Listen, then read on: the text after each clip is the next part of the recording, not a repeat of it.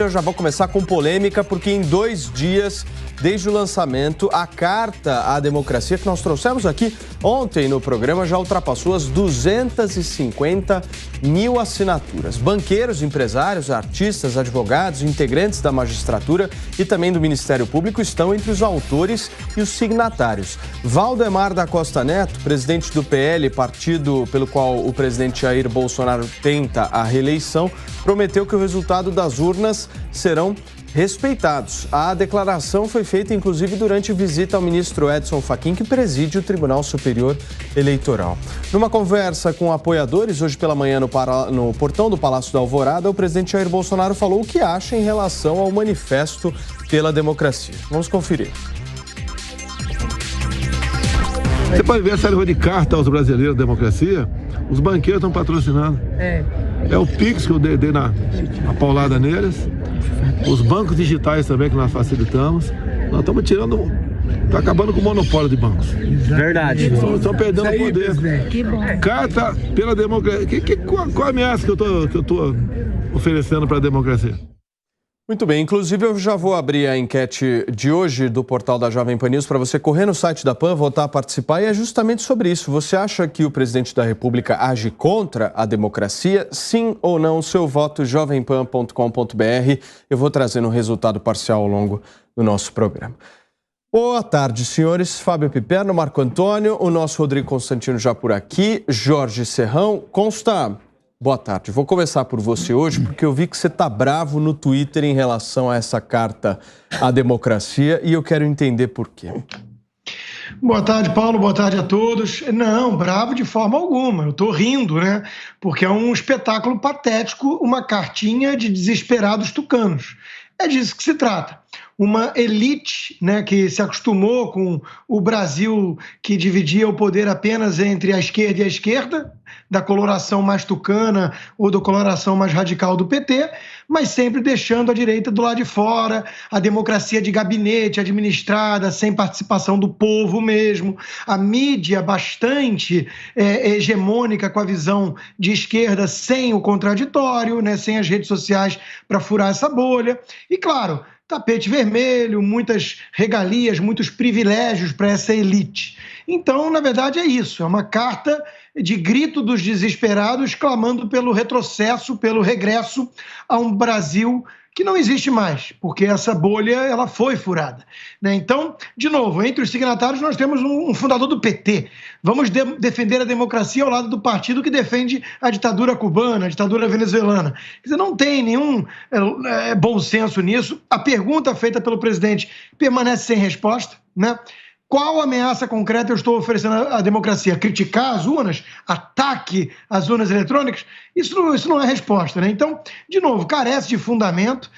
Apenas esse tipo de cartinha vai denegrir a imagem, né, de todo mundo que assinar seu nome junto com essa patetice toda. E por fim, Paulo, só para lembrar aqui, vira notícia em todo lugar, nós estamos comentando aqui, 250 mil signatários, uau! A gente só não fala muito de 3 milhões de assinaturas que teve o pedido de impeachment de Alexandre de Moraes, organizado pelo Caio Coppola, aqui da Jovem Pan, né? Isso a turma deixa passar batido. Piperno, você achou que o Constantino está bravo ou não, hein? Boa tarde, Paulo. Um abraço aos colegas. Ele repete o discurso monocórdico de sempre, né? De fato, essa carta, que já atingiu 250 mil assinaturas, né, em pouco mais de 30 horas, ela é um tsunami. Né? Muita gente, inclusive ligada ao governo, começa a se manifestar em defesa das urnas, em defesa da democracia, coisa que não vinha fazendo. Eu cito, para não ir muito longe, né? O presidente da Câmara, né, Arthur Lira, ontem, inclusive, ele citou aí que ele defende o processo eleitoral, assim como Valdemar da Costa Neto hoje. O presidente da Câmara tinha sido, inclusive, cobrado porque já haviam se passado 9 dias do melancólico evento lá do 18 de julho, com os embaixadores de dezenas de países, aquele evento que empocalhou a imagem do Brasil, e aí aquele evento parece que acendeu, né, a luz amarela para muita gente. Opa, E aí o gigante acordou. Muita gente começou a trabalhar exatamente nessa iniciativa de produzir documentos e manifestações, inclusive, em defesa não apenas da democracia, mas também do processo eleitoral. E eu acho que essas pessoas caminham no rumo certo. E aí vem o problema que aqueles mais próximos ao presidente começam a acusar. O seu ministro, Ciro Nogueira, vem falar a história do PIX, os outros vêm tentar demonizar essas pessoas e entidades que são signatárias desse documento. O próprio presidente vem aí, enfim, minimizar os efeitos disso, mas a verdade é que fazem parte desse movimento muitas entidades, empresários, muitas pessoas físicas, inclusive, que lá atrás, em 2018, estavam com o presidente da República, a Fiesp, por exemplo, a Fiesp do Sapo, né? E que agora mudam de lado. E vejam, esse movimento, esse documento não é minimamente um movimento de esquerda ou tucano. É, sim, um movimento que envolve vários setores da nossa sociedade, de gente da esquerda à direita. Olha só, gente, são 5h06. Eu abri a nossa enquete no portal da Jovem Pan News perguntando justamente se o presidente da República age contra a democracia e nós já passamos de mais de 1.000 votos, 1.000 participantes já em menos de 5, 6 minutos aí que a gente abriu justamente essa enquete. Então corre lá no portal da Jovem Pan News, jovempan.com.br. Eu quero saber de vocês que nos acompanham se vocês acham que o presidente da República age ou não contra a democracia. Serrão, boa tarde para você. Você acha que o governo perdeu parte da elite com essa carta? Saudações, meus amigos e amados haters. Não. Vamos para o conceito. Elite é o melhor entre os melhores. No Brasil, a nossa elite é muito pequenininha. Aqui o que é grande é a tal da oligarquia. Um pequeno grupo que insiste em dominar o Brasil através da cleptocracia e da juristocracia. Essa cartinha, você leu essa cartinha? Você que está vendo a gente, você leu? Se você não leu, por favor, leia. Eu li, escrevi no site da Jovem Pan, meu artigo que está lá publicado, trata exatamente dessa carta. Primeiro ponto dela, ela é uma manifestação daqueles que têm ódio do presidente da República. Esse é o primeiro ponto que fica evidente. Segundo ponto, essa cartinha, ela parece muito, mas muito com um documento, aqueles panfletos que circulavam na década de 80 no movimento estudantil. A pobreza desse texto é uma piada. Fala de ditadura militar. Peraí, gente.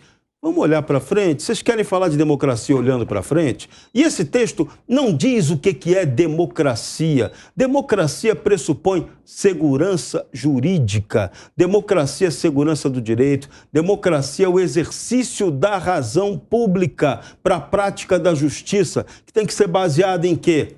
Na legalidade, na legitimidade e na liberdade. Se não tiver isso, não tem democracia. E esse texto não toca no conceito exato do que é democracia. E aí fica tocando em quê? Demagogia. O Brasil não precisa de demagogia. Esse texto é de texto, todo está sendo assinado, parabéns, milhares, centenas de milhares de pessoas assinando, que são eleitores do presidente Lula. Correto? Tem que ter o direito a se manifestar. Lamentável que esse texto esteja sendo afrontado por hacker. Não pode. Deixa os caras escreverem a besteira que quiserem e terem a liberdade para isso. Agora, o documento é muito fraco, carece de conteúdo concreto. Agora, vamos lembrar, sempre lembrar, já que está falando de democracia, quem está atentando contra a democracia no Brasil? É a juristocracia, porque a juristocracia no Brasil, junto com a cleptocracia, ela tirou da gente, tirou do povo, o verdadeiro povo, que é o pressuposto democrático, o direito de ter a contagem pública do voto. Então, essa juristocracia é que age de maneira ilegítima e tem que ser criticada. Agora, sempre fazendo o parêntese, a regra para essa eleição que vale é o trâmite sigiloso eleitoral que foi referendado, inclusive, pelo Congresso brasileiro. Então, a culpa é de quem? Dos políticos e não do povo. Ao povo cabe não eleger vagabundos, não eleger políticos desqualificados. Esse é o seu papel. Você vai cumprir? Se você cumprir, ótimo. Se você não cumprir, é contigo mesmo, Roberto Carlos e as baleias azuis. Marco, essa carta que a gente está discutindo aqui no 3 em 1, ela surge depois da reunião com embaixadores que foi realizada na semana passada. Você acha que essa reunião, pensando justamente uma semana depois, valeu a pena mesmo? Boa tarde, Paulo. Boa tarde a todos. Olha só que interessante. O Fachin tinha sido convidado para a reunião. Não foi. O Fachin foi convidado, junto com o Alexandre de Moraes, para o Senado.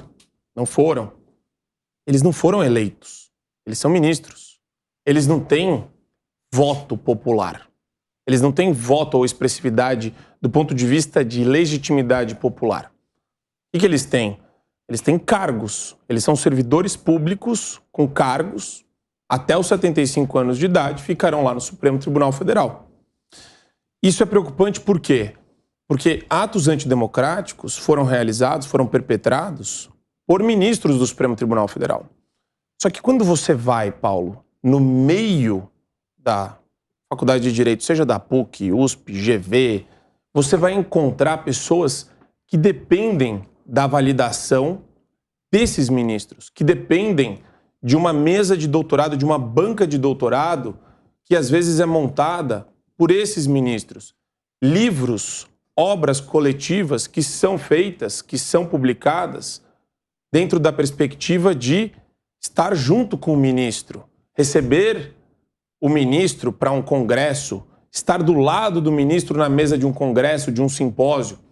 Então, o que acontece? Quando esse tipo de abaixo-assinado acontece, ele é jogado aí, tem muito professor do departamento que não é aquele catedrático ou titular. E ele vai na onda do catedrático ou titular só para não sofrer intimidação. Na verdade, ele sofre intimidação, mas ele não quer sofrer problemas, ele não quer ter problemas no transcorrer ali do exercício do cargo dele como professor universitário. Então tem muita gente que deve ir na toada. Infelizmente é assim, o ambiente docente, Paulo, infelizmente, ele é capturado por essa mentalidade de intimidação e constrangimento. Isso é fato. Isso é fato. Tanto que é só você ver aqui os professores titulares e catedráticos da USP que participam do abaixo-assinado, você vai entender o que eu estou falando. Majoritariamente gente da esquerda. Pensamento socialista hardcore. Daí você pega, por exemplo, o ambiente político, que o Piperno ele usa a argumentação de maneira muito induzindo as pessoas a uma falsa impressão da realidade. Ele fala uma hora aqui no discurso, o pequeno discurso que ele fez, já contaminado por vários erros. A Fiesp mudou de posição. Não, a Fiesp mudou de presidente. E o filho do José Alencar, que foi vice do Lula, é o atual presidente que tem uma filiação ideológica com o pessoal do PT. Então, não é que a instituição mudou. Não existe isso. Existe mudança de pessoas. Entrou uma pessoa com interesse político específico na subscrição da carta. Então, sabe, é nos detalhes que mora o diabo, né? É aí que a gente enxerga o que está acontecendo de fato. Agora, superestima o Piperno quando fala que a carta mobiliza pessoas. É a mesma elite intelectual de esquerda que sempre existiu. E assim, eu não estou contando novidade nenhuma aqui, sempre vai existir. É a elite do Leblon, é a elite da Vila Madalena, dos professores da USP, da PUC, do Mackenzie, da GV, que tem um viés preponderante de esquerda e que vão continuar no mister deles e que vão continuar desempenhando as funções deles. Agora, qual a relevância disso para a sociedade? Zero. Isso daí só entra no ciclo midiático e gera notícia para as pessoas opinarem a respeito. Agora, óbvio, o Bolsonaro, se você for ver a realidade, quem representa um perigo do ponto de vista democrático é quem está agindo contra as instituições democráticas. E a gente está falando de Congresso Nacional e Presidência da República. Só tem um poder que está agindo de maneira ativista fora do esquadro constitucional, mas que é o Supremo. O meu ponto aqui para vocês é o seguinte, essa carta ela só ganhou força e dimensão porque houve um fato concreto que foi a reunião do presidente da República com embaixadores. Se não houvesse essa reunião, essa carta com certeza não teria a força e a repercussão que ela está tendo. O meu ponto que eu quero entender de vocês é o seguinte: foi acertada essa ação do presidente da República de reunir, chamar embaixadores, falar do sistema eleitoral da maneira como ele fez, propagar isso, essas questões todas, as críticas que foram levantadas. Isso foi uma decisão política acertada ou foi um tiro no pé? Isso que eu quero entender de vocês. Fala, Constant. Foi claramente acertada a decisão, né? Foi uma resposta à reunião anterior que todo mundo esqueceu. Que o Fachin, que não tinha que ter marcado, marcou para falar de um golpe imaginário futuro. Aquilo foi indevido, aquilo tem que ser motivo de debate, aquilo tem que ser pauta para podermos condenar, né? Aquilo foi antidemocrático. Agora, o presidente reagir, convidar os embaixadores e externar as suas desconfianças legítimas e de milhões de brasileiros, democrático. Onde que isso não é democrático? Não dá para entender a grita. Quer dizer, dá, né? Querem a democracia de gabinete. O Marco toca num ponto muito importante, que é o ponto do clubinho. A pressão, a intimidação que vem de banqueiros socialistas é que se você não assinar junto com esses tucanos todos, você fica mal. Você fica mal dentro do clubinho da elite. Então existe essa pressão, e antes que alguém fale assim, banqueiro socialista, por ignorância ou má fé, sim, basta ver que os banqueiros foram os maiores financiadores da campanha do PT. Aqui nos Estados Unidos são os financistas de Wall Street que mais financiam o Partido Democrata. O Obama, que era ultra-esquerdista. Então, de novo, não há nenhuma novidade nisso. Os banqueiros querem mais regulação, eles querem impedir inovações disruptivas, querem impedir fintechs, que eles estão tendo que sair comprando caro para impedir a concorrência. Então, os bancos adoram quando tem 5 players apenas cartelizando o setor. E os lucros exorbitantes foram na era do PT. Então, não tem nenhum paradoxo aqui em falar de elite financeira, de banqueiros petistas, esquerdistas. Isso é óbvio. O Piperno fala que tem de esquerda a direita. Eu desafio para me encontrar um nome de direita ali. Não vai falar Armínio Fraga, pelo amor de Deus, para não ter uma síncope aqui, né? Então, não tem um direitista ali. Só tem esquerda, só tem tucano, só tem marinheiro, só tem essa turminha. Aí o outro vai lá e menciona o Carlos Aires Brito. Saiu candidato pelo PT em 1990. Só tem tucano e petista. Agora, o Piperno falou em gigante. Bom, se crescer ainda, multiplicando por 4 o número dessas assinaturas, por 4, se quadruplicar, aí vira 1/3 das assinaturas do pedido de impeachment do Alexandre de Moraes, liderado pelo Caio Coppola. E isso não virou notícia, isso não é gigante. Gigante acordar, Piperno? Vamos esperar dia 7 de setembro, vamos? Para falar de gigante? Não essa cartinha ridícula. Vamos esperar agora, dia 2 de outubro, Fiesp, que aí nós vamos ver o gigante. Na Fiesp, que não era sapo, viu? Era pato, que era sobre imposto. O Marco já mencionou aí a mudança de comando da Fiesp. É disso que se trata uma análise séria, né? A turminha lá que está junto com o PT, desde sempre. Outra coisa, a Folha de São Paulo dando destaque hoje, dizendo que as palavras foram escolhidas com cuidado nessa cartinha tucana, para não parecer nem pró-Lula e nem anti-Bolsonaro. Você tem que morrer de rir de uma chamada dessa. A mídia, a velha imprensa tá agonizando. Ninguém mais sério leva esse troço a sério. Você lê uma manchete dessa na Folha, você jura que está diante de um site de humor. Quer dizer, a quem que essa gente quer enganar? Ou perguntando de uma forma diferente, quem que eles acham que ainda consegue enganar com esse discursinho patético, ridículo, né? Então, de novo, cartinha de desesperados, criando uma narrativa, todos eles unidos pela esquerda para demonizar Bolsonaro, e essa direita que ganhou voz e que gostou de política, gostou de debater política, e não vai voltar para o porão, não, como vocês, banqueirinhos socialistas, gostariam. Agora, Paulo, na esteira do que o Constantino estava falando, eu, sinceramente, tenho medo quando a esquerda fica acuada, do ponto de vista retórico, do ponto de vista de notícia, porque o que acontece com uma criatura quando você acua ela? Ela ataca.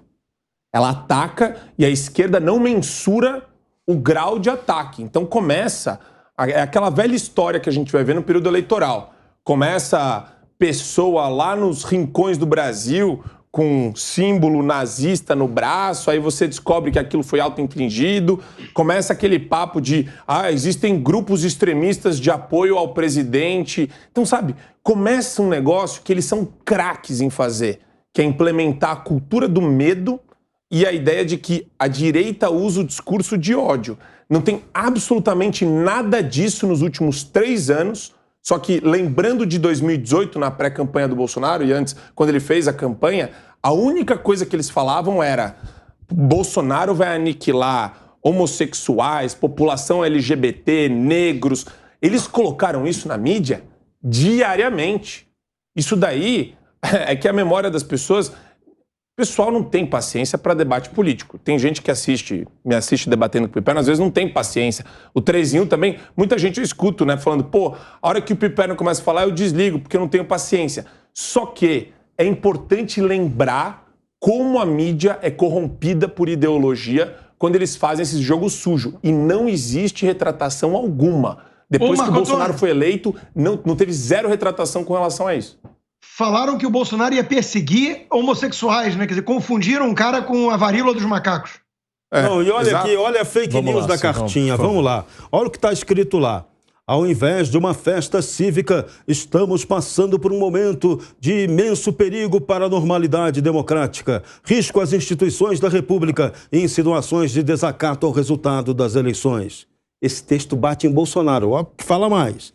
Ataques infundados e desacompanhados de provas questionam a lisura do processo eleitoral e o Estado democrático de direito tão duramente conquistado pela sociedade brasileira. São intoleráveis as ameaças aos demais poderes e setores da sociedade civil e a incitação à violência e à ruptura da ordem constitucional. Isso aqui é uma vergonha alguém escrever isso. Fake news pura. Agora, lê quem quer. Acredita nisso aqui quem é otário, quem não consegue entender a realidade, sofre de uma disruptura mental. Esse texto é de uma pobreza política assustadora. Repito, é uma manifestação de ódio contra o candidato à reeleição, Jair Bolsonaro, e uma campanha indireta a favor do candidato Lula. O espírito desse texto é esse. Vamos lá, Piperno.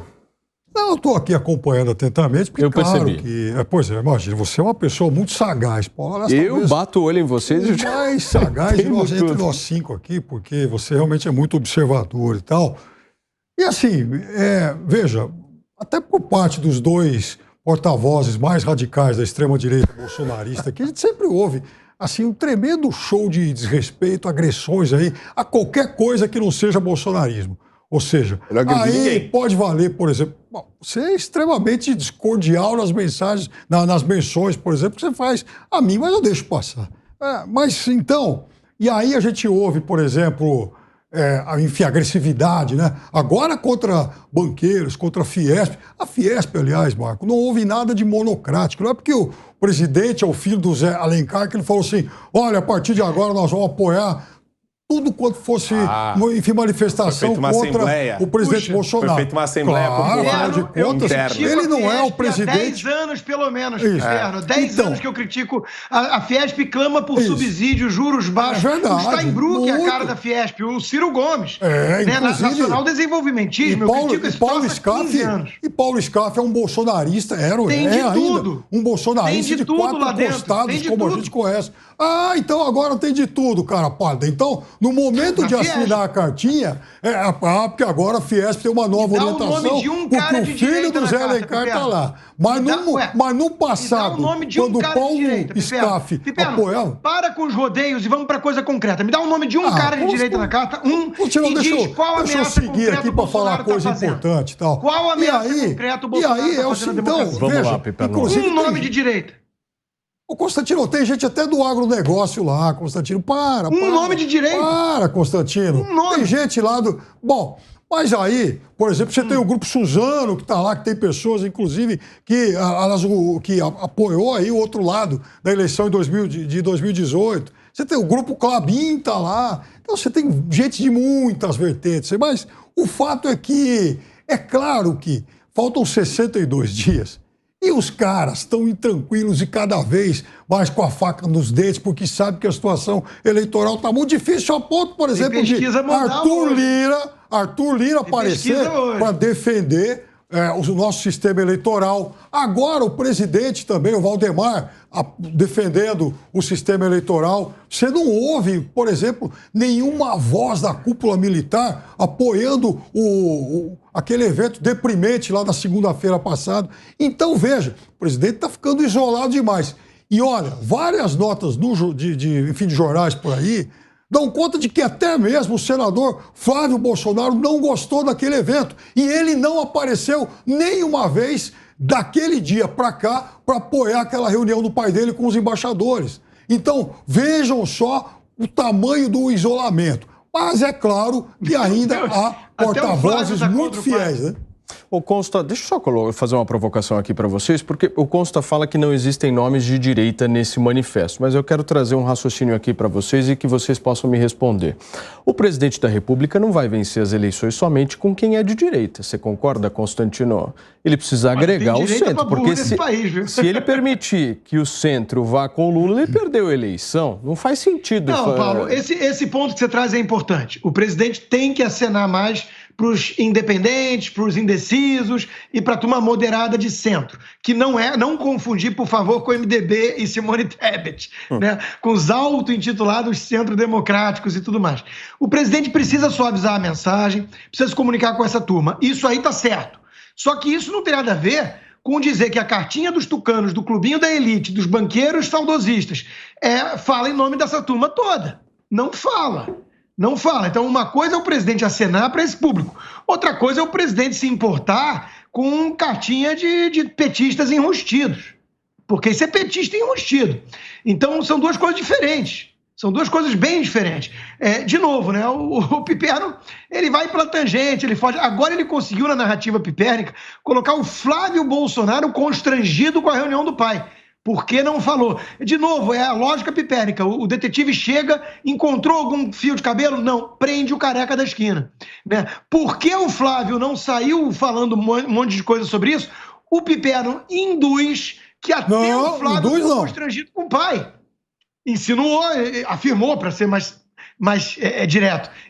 Afirmou isso. Quer dizer, é uma narrativa insana.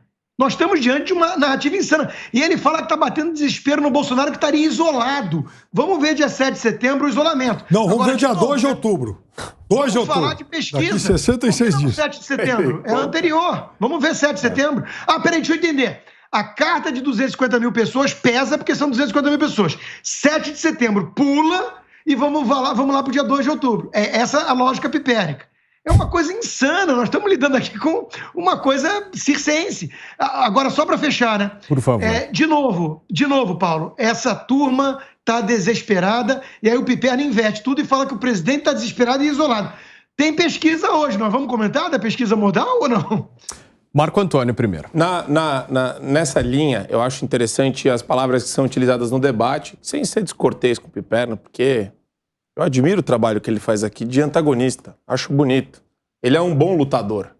E ele aguenta. Porque, Paulo, o que acontece? O Piperno usou a palavra defesa e ataque.